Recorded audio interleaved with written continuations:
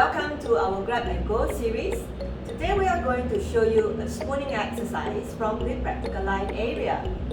This exercise helps to develop the eye-hand coordination skills, fine motor skills, and independence. Let's watch the presentation.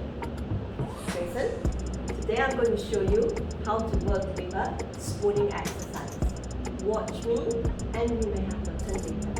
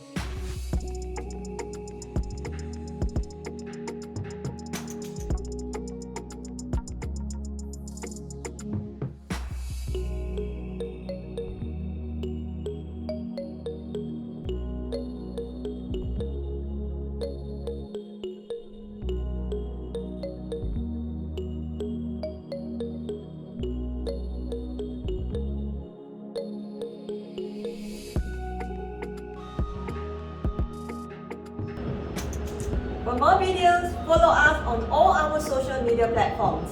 See you again!